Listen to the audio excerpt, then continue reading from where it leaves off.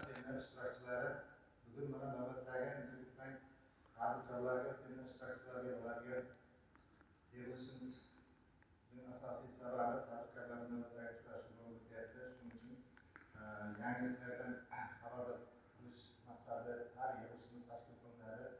Bu asosiy yig'ilishimizning maqsadi tadbirkorlarga yangiliklardan boxabar qilib borish, televideniye, axborot vositalari, teleradio, telekanallar orqali bu haqda ko'p borilyapti. Internet tarmog'i saytlari, ijtimoiy tarmoqlarda kuzatib borayotgan do'stlarimiz, kreditbankda bo'layotgan barcha jarayonlar mana shu xalq uchun, mana shu yerda o'tirgan tadbirkorlar uchun bo'lib o'tyapti.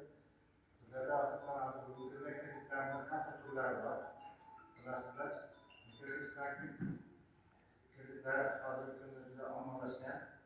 Mahalla banklar tomonidan, mahalla agentlar tomonidan ham juda ajoyib kreditlar mijozlarga taqdim qilib borilyapti.